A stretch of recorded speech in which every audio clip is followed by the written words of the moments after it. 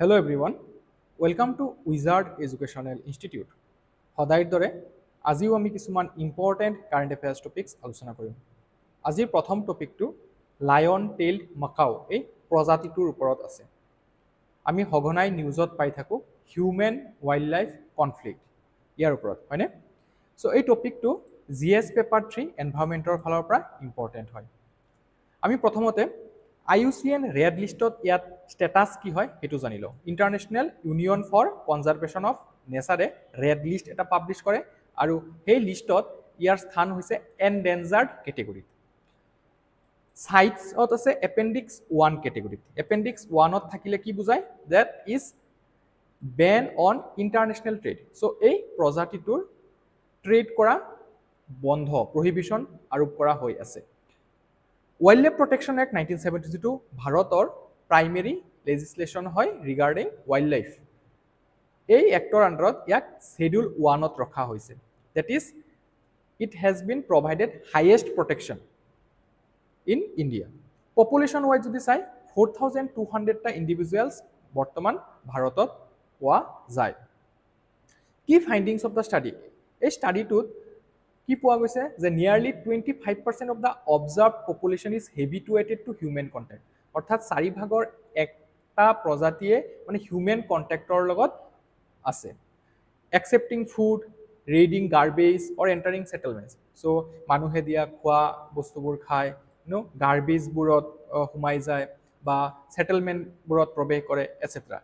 হটস্পটছ endemic to western Ghats. এই যিটো প্ৰজাতি আছে এইটো আমাৰ ৱেষ্টাৰ্ণ ঘাটছত পোৱা যায়। Found in hill ranges from the Kalakkad Hills is in the south to Sirsi, Honavara in the north. মুখ্য ভাবুকিটো আনিছে ডিপেণ্ডেঞ্চ অন হিউমেনছ ফৰ ফুড। আমাৰ মানুহে দিয়া খাদ্য বস্তুবোৰৰ পৰা সিহঁতৰ প্ৰজাতিটোৰ প্ৰতি এটা ভাবুকি, অস্তিত্বৰ প্ৰতি ভাবুকি আহিছে। Driven by habitat fragmentation, encroachment and roads cutting across forest. যে হিউমেন এনক্ৰ'চমেণ্টৰ কাৰণে সিহঁতৰ যিবিলাক হেবিটেট আছে সেইবিলাক ধ্বংস হৈ গৈছে। Consequences of human interaction, diet related health issues. এই যিবোৰ খাদ্য মানুহসকলে দিয়ে ইয়াৰ দ্বাৰা মেল নিউট্ৰিশ্যন হয়, ডাইজেষ্টিভ ডিছঅৰ্ডাৰ হয়, যিবিলাক জাংক ফুড বেচিকেলি আজিকালি মানুহৰ মাজত খুবেই জনপ্ৰিয়। চ' সেইবোৰৰ দ্বাৰা কিন্তু এনিমেলসকলো নিগেটিভলি প্ৰভাৱ হয়। Mortality risk, higher road accidents and injuries, যিহেতু ৰোডছ বনোৱা হৈছে ফৰেষ্ট এৰিয়াৰ মাজেৰে, চ' তাত এক্সিডেণ্টছ ইঞ্জাৰিজ হোৱাৰ সম্ভাৱনা আছে।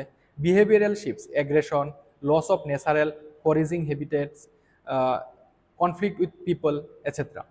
জুন'টিক ৰিস্ক, জুন'টিক কি হয় যে এনিমেলৰ পৰা হিউমেনলৈ ট্ৰান্সফাৰ হোৱা বা ট্ৰান্সমিট হোৱা ডিজিজকে জুন'টিক ডিজিজ বুলি কোৱা হয়। Greater potential for disease transmission between humans and মেকাউছ।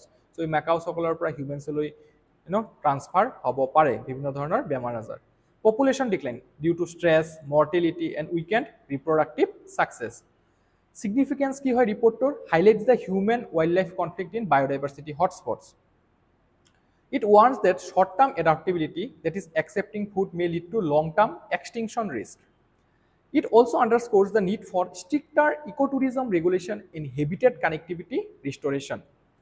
Way forwardত আমি ক'ব পাৰোঁ ban on feeding wildlife in tourist zones, enforce penalties, awareness campaigns to discourage provisioning. চ' আমি সজাগতাৰ সৃষ্টি কৰিব লাগে। ইয়াৰ লগতে আমি টুৰিষ্টসকলে যাতে এই ৱাইল্ড লাইফ স্পেচিছবোৰক নিজৰ খাদ্য দিব নোৱাৰে, যিবিলাক অথৰাইজড ফুড আছে সেইবিলাকে দিয়া হয়, সেইটোৰ ব্যৱস্থা ল'ব পাৰি। Habitat protection through restoration of forest corridors in western Ghat. Western ঘাটত আমি ফৰেষ্ট কৰিডৰৰ ৰিষ্টৰেশ্যন কৰিব লাগিব। Eco' sensitive tourism in hotspots like Valparai and Sabarimala and scientific monitoring of population health and behaviour. এই টপিকটোৰ পৰা প্ৰিলিমছৰ কাৰণে দুটা কুৱেশ্যন দিয়া হৈছে। আপোনালোকে শুদ্ধ উত্তৰটো কমেণ্ট ছেকশ্যনত জনাব। আমি নেক্সট টপিকটোলৈ যাওঁ। নেক্সট টপিকটো পলিটিৰ পৰা আছে, GS paper 3। Also' GS paper 4 ethics in public administration, তাৰতো ইয়াৰ বহুতখিনি ছিগনিফিকেঞ্চ আছে। The 138th constitutional amendment bill 2025, very very important. এই বিলটো ডিক্ৰিমিনেলাইজেশ্যন অফ পলিটিক্স ইয়াৰ লগত জড়িত হয়। ৰিচেণ্টলি ভাৰত চৰকাৰে এটা বিল আনিছে যিটো পাছো কৰা হৈছে লোকসভা আৰু ৰাজ্যসভাত। 138 কনষ্টিটিউশ্যনেল এমেণ্ডমেণ্ট বুলি জনা যায়। ইয়াৰ দ্বাৰা মিনিষ্টাৰসকলক যদি কোনো এটা ক্ৰাইমৰ আণ্ডাৰত 5 বছৰৰ শাস্তি কোৰ্টে শুনানি কৰে তেতিয়াহ'লে সেই মিনিষ্টাৰজনে মন্ত্ৰিত্ব পদ হেৰুৱাই পেলায়, including chief minister at the state level and prime minister at the union level. তো তাৰ কাৰণে 3টা বিল আনিব লগা হৈছে। কনষ্টিটিউশ্যনেল এমেণ্ডমেণ্ট বিল আনিব লাগিব, যিহেতু ষ্টেটৰ লগত জড়িত হয়, ইউনিয়ন টেৰিটৰীৰ লগত জড়িত হয়, আৰু জম্মু কাশ্মীৰৰ লগতো জড়িত হয়। জম্মু কাশ্মীৰ ৰিঅৰ্গেনাইজেশ্যন এক্ট 2019 যিটো আছিলে সেইটো এমেণ্ড কৰিব লগা হৈছে। আচ্ছা, 3 constitutional amendment bills to allow automatic removal of the prime minister, chief minister and ministers if they remain in arrest detention for 30 consecutive days. যদি মিনিষ্টাৰ এজন কোনো এটা গ্ৰেভ ক্ৰাইমৰ আণ্ডাৰত 30 দিনৰ কনজিকিউটিভলি জেলত আছিলে তেতিয়াহ'লে 31 দিনৰ দিনা তেখেতে এই মন্ত্ৰিত্ব পদটো হেৰুৱাই পেলাব। Serious offences like corruption, money laundering, grave crimes etcetera. It applies to union, states and union territory, অৰ্থাৎ uniformly throughout the territory of India, referred to a joint committee for scrutiny. কিন্তু অপজিশনে এইটো বিল মানিব বিচৰা নাই, যাৰ কাৰণে চৰকাৰে কৈছে যে আমি জইণ্ট পাৰ্লিয়ামেণ্টাৰী কমিটিলৈ এইটো ফৰৱাৰ্ড কৰিম বা ৰেফাৰ কৰিম, য'ত ৰাজ্যসভা লোকসভাৰ পৰা এমপিসকল থাকে। Reappointment possible only after release and if not in custody at the relevant cut off. Reappointment possible হয় যদি ৰিলিজ পাই যায়, জেলৰ পৰা কাষ্টাডিৰ পৰা ৰিলিজ পাই মিনিষ্টাৰজনে তেতিয়া ৰিএপইণ্টমেণ্ট হোৱাৰ সম্ভাৱনা আছে। কি provisions of the Constitution 138 Amendment Bill 2025. The core of the proposed legislation is the introduction of a new legal framework for the removal of ministers. So এইটো মিনিষ্টাৰসকলৰ ৰিমুভেলৰ ক্ষেত্ৰতে, নট এমপিছ। মেম্বাৰ অফ পাৰ্লিয়ামেণ্টৰ কাৰণে আমি আৰ্টিকেল 102 ডিছকুৱালিফিকেশ্যনৰ কথা পঢ়োঁ, লগতে ৰিপ্ৰেজেণ্টেশ্যন অফ পিপল এক্ট 1951 তাৰ বিষয়ে উল্লেখ আছে। এই যিটো পাৰ্টিকুলাৰ বিল হয় এইটো মিনিষ্টাৰসকলৰ ৰিমুভেলৰ কাৰণে, both at the union as well as the state level. It seeks to amend Article 75, 164 and 239 of the Constitution. 75 আমি ইউনিয়ন কাউন্সিল অফ মিনিষ্টাৰৰ বিষয়ে পঢ়োঁ, আমি ষ্টেট কাউন্সিল অফ মিনিষ্টাৰৰ বিষয়ে পঢ়োঁ 164 আৰু 239 এইটো দিল্লীৰ লগত জড়িত, right? Automatic removal. The bills mandate that a prime minister, chief minister or minister will be removed from office if they are arrested and remain in custody for 30 consecutive days on charges for an offense punishable with imprisonment of 5 years or more. যদি তেনেকুৱা কোনো crime কৰে যাৰ দ্বাৰা 5 বছৰৰ শাস্তি হয়, কোৰ্টে 5 বছৰৰ শাস্তি দিয়ে, তেতিয়াহ'লে সেই মিনিষ্টাৰজন ডিছকুৱালিফাই হৈ যাব, আৰু যদি 30 দিনৰ একেলগে জেলত থাকে। Procedural authority. The bills empower the president, governor and lieutenant governors to carry out the removal. তো প্ৰেচিডেণ্টে ইউনিয়ন লেভেলত, গভৰ্ণৰে ৰাজ্যিক পৰ্যায়ত আৰু লেফটেনেণ্ট গভৰ্ণৰে ইউনিয়ন টেৰিটৰী পৰ্যায়ত এই ৰিমুভেলটো কৰিবৰ অথৰিটি দিয়া হৈছে। Reappointment clause. A key provision allows for the reappointment of the removed minister once they are released from the custody, which is presented as a measure to uphold the principle of due process. আমাৰ ভাৰতত ডিউ process আছে, গতিকে এই জাষ্টিছটো দিয়া হৈ আছে। চ' আমি অলপ চাই লওঁ যে কি আছে বিলটোত, যে Constitution 138 Bill 2025 conditions for removal, arrested and detained for 30 consecutive days on serious criminal charges, facing charges of offences punishable with imprisonment of 5 years or more. Government of Union Territories Amendment Bill 2025 আৰু এটা হৈছে Jammu Kashmir ৰিঅৰ্গেনাইজেশ্যন amendment bill 2025, যিহেতু জম্মু কাশ্মীৰক reorganise কৰিছে 2019, তো তাৰ কাৰণে separately অনা হৈছে, আৰু ইউনিয়ন টেৰিটৰীৰ কাৰণে এটা ছেপাৰেটলি অনা হৈছে, আৰু বাকী আমাৰ যিখন 28টা ষ্টেট আছে এই 28টাৰ কাৰণে এই বিলটোৱে চোৱা চিতা কৰিব, ৰেগুলেট কৰিব। ৰিমুভেল অথৰিটি প্ৰেচিডেণ্টক দিয়া হৈছে, প্ৰাইম মিনিষ্টাৰ আৰু ইউনিয়ন মিনিষ্টাৰৰ কাৰণে, গভৰ্ণৰক দিয়া হৈছে চিফ মিনিষ্টাৰ আৰু ষ্টেট মিনিষ্টাৰৰ কাৰণে, আৰু লেফটেনেণ্ট গভৰ্ণৰক দিয়া হৈছে মিনিষ্টাৰবিলাকৰ কাৰণে ইউনিয়ন টেৰিটৰী। আৰু কিছুমান ইউনিয়ন টেৰিটৰীত আপোনালোকে জানে চিফ মিনিষ্টাৰ আছে, সেইটো লেফটেনেণ্ট গভৰ্ণৰে চাব। আপোনালোকে পাৰিলে জনাবচোন কমেণ্ট ছেকশ্যনত যে কোনকেইটা ইউনিয়ন টেৰিটৰীত নিজৰ লেজিছলেচাৰ আছে, ঠিক আছে? চ' আমি নেক্সট টপিকটো লৈ যোৱাৰ আগতে ইয়াৰ পৰা অলপখিনি আৰু জানি লওঁ যে কিয় 138 বিলৰ দৰকাৰ আছে। যে over 40% of the sitting MPs face criminal cases. Lack of clear rules for temporary disqualification of detained ministers weakens public trust. To provide a clear, objective and time-bound mechanism for removal, reducing discretionary ambiguity. Also, it responds to growing public expectation for accountability in governance, particularly in cases involving corruption, money laundering and other serious crimes. Political and legal context. যে আমি যদি judicial প্ৰনাউন্সমেণ্টখিনিও চাওঁ, যে Lily Thomas case 2013ত convicted legislators get disqualified but no clarity for ministers in custody without conviction. Then ADR case 2022, call for transparency, warned against criminalization, left disqualification goes to parliament.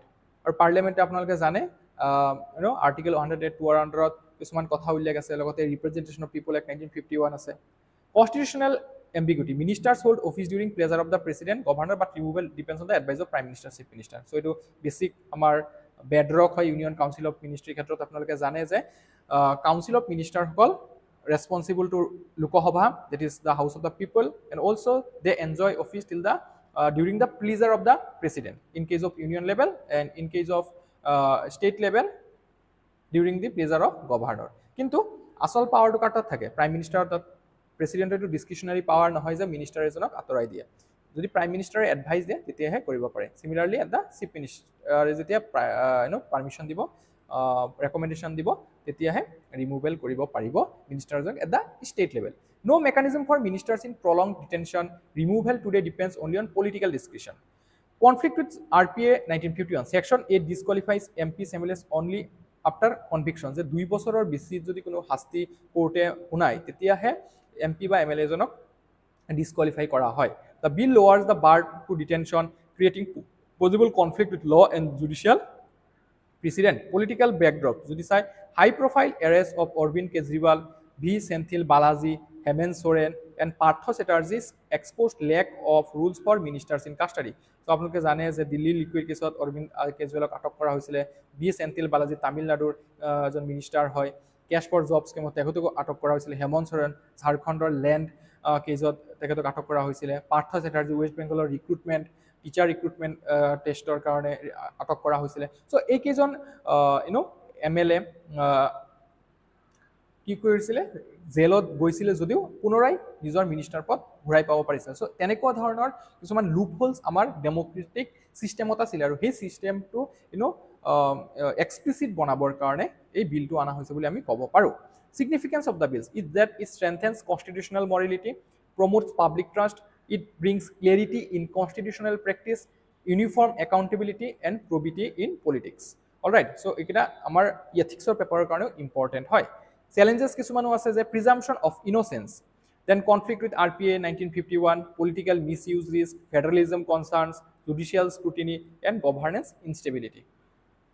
Alright, আমি next topic to লৈ যাওঁতে next topic to আছে খেলো India sports ফেষ্টিভেলৰ ওপৰত. খেলো India water sports festival এইটো ক'ত হৈ আছে, ডাল লেক শ্ৰীনগৰত এয়া অনুষ্ঠিত হৈ আছে. The first ever Khelo India Water Sports Festival is being held from 21 to 23 August 2025 at Dal Lake, Srinagar, Jammu and Kashmir.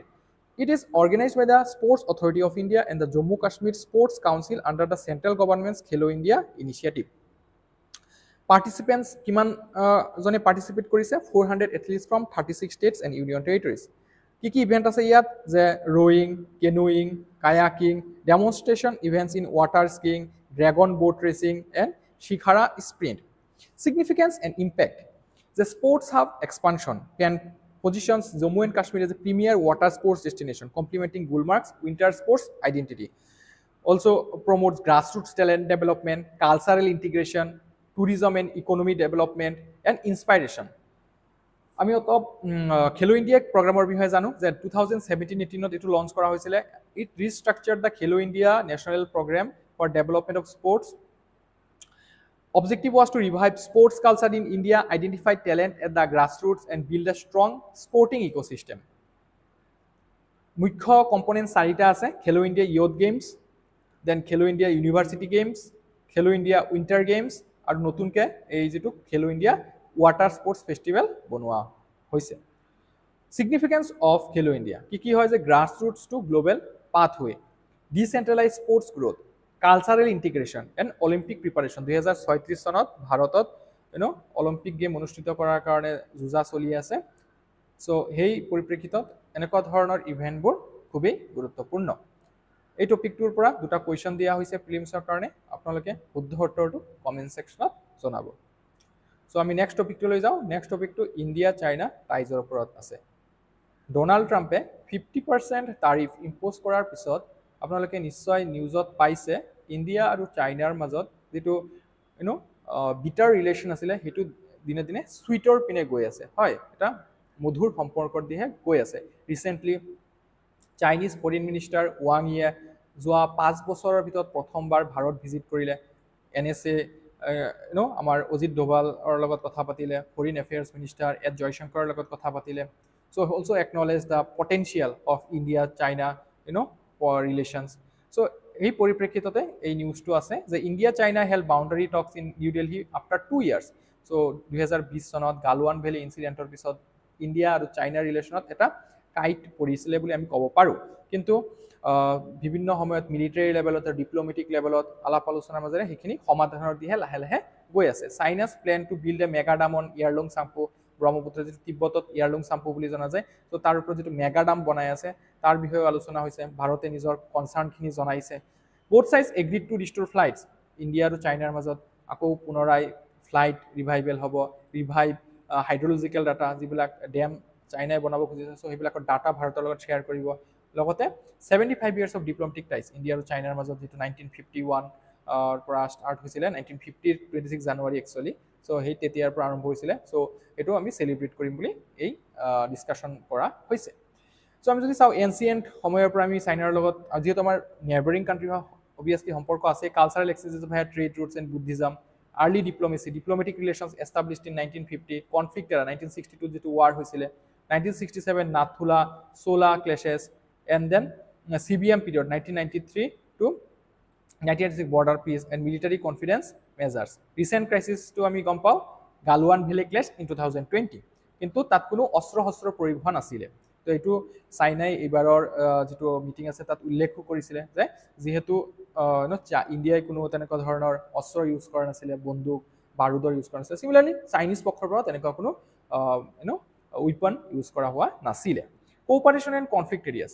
আমাৰ বহুতখিনি কোঅপাৰেশ্যনৰ সুযোগ আছে বহুতখিনি ফিল্ডছ আছে য'ত ভাৰত আৰু চাইনাই কোঅপাৰেট কৰিব পাৰে মেকানিজমছ ভাই দ্য সাংঘাই কোঅপাৰেশ্যন অৰ্গেনাইজেশ্যন আৰু ইম্পৰ্টেণ্ট এটা ফেক্ট কি হয় যে 2025 চনৰ যিটো SCO সামিট সেইটো চাইনাত অনুষ্ঠিত হ'ব আমাৰ প্ৰধানমন্ত্ৰী মোদী ডাঙৰীয়া উপস্থিত থাকিব তাত made trade ties China was India's largest trading partner 2021 চনৰ আগত কিন্তু তাৰপিছত এইটো USA লৈ লৈছে স্থানটো people to people exchange for example Kailash Mansarovar pilgrimage resumed recently Airport conflict board territorial disputes along the line of actual control Aksai Chin Arunachal Pradesh rooted in colonial boundary ambiguity McMahon line to Sinai মানিব নোখোজে strategic distrust from China's relations with Pakistan and Tibetan exile groups recent developments and glance so আমি গম পাইছো যে direct flights resume হ'ব border trade increase কৰা Boost up কৰাৰ কথা আলোচনা হৈছে ভিসা ফেসিলিটেশন আৰু তিনটা নতুন বৰ্ডাৰ কনফিডেন্স মেকানিজমো ষ্টাৰ্ট কৰা হ'ব ভাৰতেও নিজৰ কিছুমান কনচাৰ্ন শ্ব' কৰিছে যে ৱাটাৰ সিকিউৰিটিৰ কথা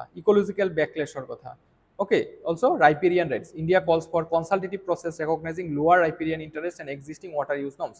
So, Bharat যেহেতু lower end আছে ব্ৰহ্মপুত্ৰ নদীৰ so এইখিনি আমাৰ ব্ৰহ্মপুত্ৰ নদী এনেকে বৈ আহি পেলাই অসমৰ মাজেৰে সোমাই পেলাই বংগোপসাগৰত তো ভাৰত ক'ত পৰে লো ৰাইপেৰিয়ান ষ্টেটত আৰু ভাৰতৰ এটা ৰাইট আছে so সেই কথাখিনিও চাইনাক জনোৱা হৈছে এই টপিকটোৰ পৰা প্ৰিলিমছৰ কাৰণে এটা কুৱেশ্যন দিয়া হৈছে আপোনালোকে শুদ্ধ উত্তৰটো কমেন্ট সেকশনত জনাব তো আজিৰ ক্লাছটো ইয়াতে সামৰিছো থ্যাংক ইউ